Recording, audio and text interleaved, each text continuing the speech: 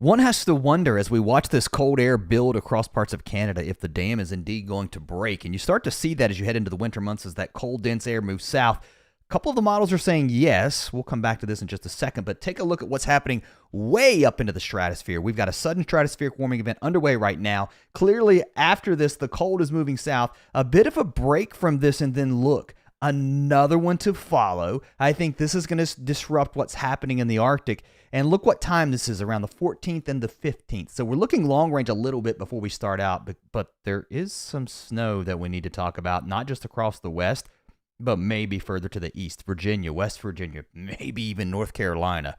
All right, so we've got the stratospheric warming going on around the 14th and 15th. Keep that in mind because I do believe there could be a brief rebound on the way with these temperatures where it's really cold right now. This is the upper level pattern, keeping things quite chilly in a northwest flow all the way through the weekend. Relatively warm across the southwest, but cold here into Ontario, Quebec, the northeast United States, all the way down into the southeast. This right here, guys, is temperatures that are going to continue to stay below average with this type of setup. When you get below average temperatures, if you can get the moisture, you're going to get some snow. And I think it's going to happen with this flow, with multiple impulses moving in from the northwest in this jet stream that is dipped pretty far to the south. Here's where things start to differ a little bit. Okay, so the European, it has another wave of cold moving south, by the way, but look at the ridge that's starting to build across the west. Again, this is the afternoon European. I'm going to really zoom this out just a little bit and take a bit of a different look here across the northern hemisphere. Big ridge across the west, trough in the east. This is a highly amplified pattern. Huge trough off the west, big trough into Alaska. Okay, so there's a couple of things happening here. I don't know how deep this trough is going to get into the west, but it's pretty weird looking to me. I mean, this is almost a huge blocking pattern across Alaska, and you're telling me we're going to drop the cold here into the Pacific? I don't know. This looks weird to me. Okay, I don't know that you see this warm blast to the central U.S. by the time we get toward the 16th and 17th. That's about the time frame when we start to see that stratospheric warming. So I think even if you do warm up and you do get a huge thaw, I think there's a cold pattern that's going to follow this, and it could be, again, like a dam burst as the cold that starts to build again gets released as we approach Christmas. Let's talk about the snow that's on the way. It's coming, too. There's going to be multiple chances. The chances increasing, and we may end up with a little more snow here into Virginia and West Virginia, and maybe just a touch further to the north.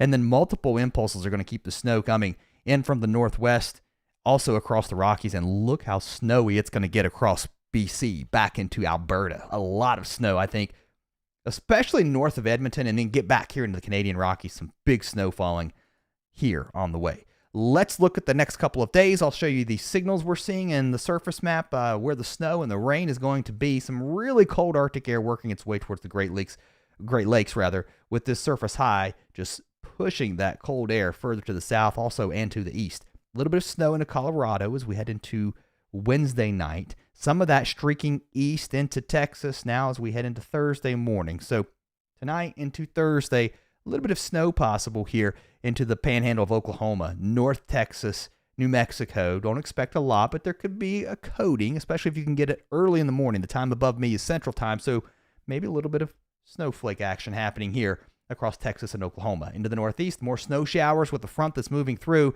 I don't know how much makes it into the big cities, but don't be surprised to see a few flurries. But back into the Great Lakes region, a little more lake effect snow. And now we're watching this system as it moves out of the Gulf. This is where it gets interesting. Okay, you've got the cold air in place, high pressure setting up over the mid-Atlantic, keeping the cold air locked and ready to go. Now your moisture moves north. The cold air looks plenty deep enough to support snow across southern Kentucky, southwest Virginia, central Virginia, parts of West Virginia. I think there's a dividing line. It looks like it almost stops at about Beckley, at least the heaviest snow, then over to about Harrisonburg, Virginia. But listen, this may drift a little bit further to the north into D.C., into Maryland. I think there's a chance of that happening. And watch this here in Richmond, too. Up and down the I-95 corridor, once you get into Delaware, Maryland, there could be some snow with this. And maybe, just maybe, we get cold enough and we stay cold enough here into southern New Jersey for a little bit of snow as we head into, what is this now, Friday evening?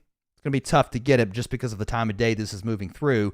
And then more snow here around the Great Lakes. A more significant system moving into the west as we get into Friday and Saturday. That could spill some snow to the east side of the mountains here into western Alberta, not just up into the mountains, but maybe even here into central and eastern Alberta, into southern Saskatchewan, into North Dakota, Montana, Idaho, Wyoming, Colorado, into the mountains here into Utah, the Wasatch, and then this system moves east. It could drop a decent band of snow across South Dakota into Iowa. We're adding more snow to what we've already seen, and it's going to be cold too. Wisconsin, and more snow headed towards Chicago, it looks like, heading into the weekend. And then this moves north and east. It looks like we're just dealing with the snow over and over again across these same regions. And the cold sticks around too. And then I've got to wonder, how strong would this next system be across the west? We're getting pretty far out in time, but that northwest flow looks pretty persistent, and there could be a couple of strong clippers that could put down a decent pack of snow. This is the GFS. I do want to look at this just for some comparison with the snow. It's not really as aggressive with the snow heading into tomorrow across parts of Texas. And then as this moves north and east, the GFS doesn't want to bring that snow north. I'll tell you though, when I looked at the NAM, it had a little more snow though showing up compared to what the even the GFS and the European is showing. But this would be the evening run of the GFS, a little more in line with what the European is showing now, right? So actually what I just showed you was an older run, but here we go with the latest run, and it's a little colder. There's a bias for cold here, so I don't know that it stays that chilly in North Carolina, but there's a chance, especially get up around the Virginia border. And here's a look at the NAM. There comes your cold front, by the way, too, with your snow falling in and around the Great Lakes. Some decent lake effect snow here into the UP of Michigan. Some of that really picking up too here into parts of Ontario with that band coming off of Lake Superior and Huron. And then we'll keep the snow going here just to the south of Buffalo. Well, no, we're north and east of Buffalo. Good grief, where I'm at. I'm down here on Lake Erie. We're up here on Lake Ontario. This fetch is really interesting to watch as it comes off of Lake Huron, also Superior, and then it crosses Lake Ontario. So there could be a decent band of snow here, very close to Rochester, Syracuse, some lake effect snow going, and then that starts to settle down. Here comes the moisture into the south. This is the NAM, okay? I like the NAM in this time period. I don't care what people say. I will go down with this. When I was forecasting professionally, I loved the NAM at about the 48-hour time frame as far as the precipitation type goes, and also some of the banding that you start to see. Check it out. Been pretty aggressive with the snow here in the Northeast Tennessee. The Tri-Cities, are we in the game? Maybe, but I think you're in the game as you get into Southwest Virginia, Southern West Virginia, again, south of Beckley. And again, I think the best chance is going to be just to the south of Harrisonburg, Virginia, that is. And then the NAM trying to put some snow all the way to the beach. I don't know. It's almost more of a mix, but get up the peninsula, get up towards Richmond, it's more snow. It's a little further south than the European, right? The European was definitely quite a bit further to the north with this system as it kicked off to the east. I'm going to go back and I do want to show you that because I know there's a lot of viewers that may be looking at the potential of getting some snow where we don't normally see it here. Let's zoom into this mid-Atlantic region, and I'll just get a little bit closer on the latest run of the European. It also is keeping things mostly a rain out towards the beach, Virginia Beach, that is, Chesapeake, Suffolk. But again, get up on the peninsula here, Williamsburg, north of that, I think up towards Richmond. Watch this one. And the European, again, it's trended a little bit further to the north. Here's D.C., right? You get up into Baltimore.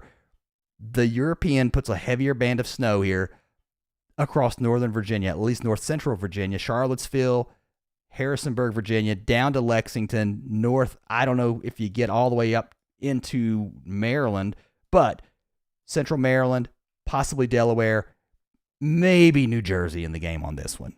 All right, so that's a closer look at that system. As far as snow totals go, again, not a huge dump. This would be the European, which has been pretty aggressive. We're talking about 2 to 4 inches back here into the mountains. Some of this could be a little heavier. I think somebody gets locally 6.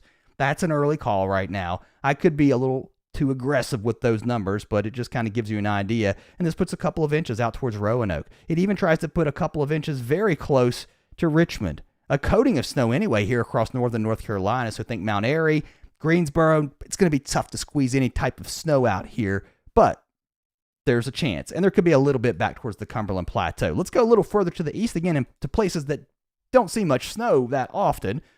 We might get a couple of inches to a coating of snow, at least once you get maybe to about Richmond, north, up on 64, up towards Charlottesville, and then up here into northern Virginia, Culpeper, get up into northern Virginia towards Manassas. It starts to back off a little bit on the European, and then you can see where that 2-inch line, that's everything under blue here, you're really just looking at a coating of snow further to the north and east. But if you're a snow lover and you're waiting on snow, there is a chance. A little bit of snow across Texas too tomorrow. Don't expect very much. The heavier snow will be in the mountains. A lot of this already falling today, tonight, into early tomorrow across Colorado, parts of northern New Mexico. And then we're also looking at more snow further to the north. Well, this is the system we'll be watching that swings out of the Northwest Territories into Saskatchewan and Manitoba, and then with heavier snow back across Alberta, down into the Dakotas with a couple of systems. Again, this one could be a little more robust as it starts to move south and east across Minnesota and Iowa. More to come on that one. That one's a really long way away. Let's go across the country. We'll start across the west, where we're dealing with this one system that's going to move east. It's putting some snow into the Rockies, again, Texas into Oklahoma tomorrow. Then that dries out. More snow picking up, though, across the northern Rockies here in Idaho, Montana. That drops south into southern Idaho, into the Wasatch, into the Colorado Rockies. The snow starts to pick up. And then look how the snow also gets going here into the coastal ranges here into British Columbia. And that Pacific moisture starts to move inland. And we really could get some heavy snow here into the mountains of Idaho and Montana, right along the state line here. And then as you get down into the mountains, that moves south and east. So more snow on the way. That disturbance kicks east. That's the heavy band I think we have to watch heading into the weekend. And then more big snows going across British Columbia as our weather pattern starts to shift up a little bit and begins to put a little more moisture here into Western Canada. Here's a look at your snow totals over the next couple of days. I'm going to let this run out pretty far into the weekend. Again, those clipper systems are going to just drive that snow south. Alberta Clipper, Manitoba Mauler, Saskatchewan Screamer. I think that's what they call them. I think there's several of them on the way. And again, the snow piling up here into the coastal ranges of British Columbia with some of the model data showing more. I mean, look at this. I don't know if you can see this. 82 inches of snow. I thought that was centimeters, 90. Those numbers just go up crazy over the next week or so as the moisture just piles in here. Here's a look at your highs on Thursday. Okay, let's go east. We'll talk about the snow here. We've already pretty much talked about a lot of it. Quiet, though, across the northern plains and very, very cold. It's going to be a cold day in Wisconsin, a cold day in Illinois, Indiana, Michigan, and the snow is increasing for Duluth over towards the rest of the UP of Michigan into the lower peninsula. We'll even get a little bit of snow. And then here comes the next clipper on Saturday. That's going to start to bring that snow out of Montana, dropping into North Dakota. It's on the way, Minneapolis. I think you're going to get some snow out of this too. And then that drops further to the south. So if you're watching in Illinois, Chicago, South Bend, the snow is on the way. Listen, somebody came on here and said they're dealing with like 3 feet of snow. I don't remember where it was at. Maybe it was the UP. It's just crazy how much snow we've seen this year across an area that may have been snow drought stricken over the last couple of years. And look, there's more chances for snow on the way, my gracious. And it's going to be cold too. This is about as warm as it's going to get tomorrow. Take that into account. I mean, you're talking about single digits. And look at your low temperatures heading into Thursday morning. Well below zero. Frigid, my friends. Get the winter coats out. Find them. If you don't know where they are, you're going to need them. Highs start to warm up a little bit as that cold air surges toward Chicago. Thursday night into Friday morning. Look at these temperatures. I'm going to back this up a little bit. Cold on Thursday. Lows overnight, Thursday night into Friday morning into Chicago could get close to or below zero, especially west of town. And then a little bit warmer. We're seeing some milder air trying to work north as we head into Friday. Further to the east, there's the snow around the Great Lakes. We've talked about this system moving through the mid-Atlantic pretty extensively. If you're just joining the live stream, you can back it up. We talk about those snow totals and where it's going to be falling. Let's move out in time a little bit more long range. There comes that clipper system that's going to impact the snow, or put the snow into Chicago, I should say, with impacts. And I wonder how far south this is going to go. Okay, there's the question. And what's the precip type going to be? Could put a little bit of light snow into the Ohio Valley, into the Northeast. I don't see signs of a coastal low developing at this point from this. It looks like the energy stays too far apart, so you're not bringing anything up the coast. That's a pretty progressive look. It moves it out to sea, and we're done. And look, another clipper. I don't know what this one is. Saskatchewan Screamer, maybe, Manitoba Mauler, not sure, but more on the way. We're stuck, guys, in a pattern. I think it warms up, though, eventually. Maybe. And on the front end of wherever that transition is, there could be some impressive wintry precipitation, especially as we see the changes. Here's a look at your temperatures heading into Thursday. Another cold one. Look at the temperatures in the Northeast. Very chilly. Friday, a little bit warmer, arguably maybe, and you can see some of that warm air moving north ahead of our system that's moving through the mid-Atlantic. Temperatures on Saturday, cold again, and we have another reinforcing shot of some chilly air moving in as we get into the second half of the weekend, moving into the Great Lakes. So just be ready. The cold is here, my friends, and I think there's more to go. Subscribe, come back. If you're brand new, you've never been on the channel before, a lot of new viewers may be making it this far down the line. Hit the subscribe, hit the notification. If you're already a subscriber or you're an OG, give it a thumbs up. Thanks for watching. If you're just joining the channel, back it up, take it from the beginning. See you next time.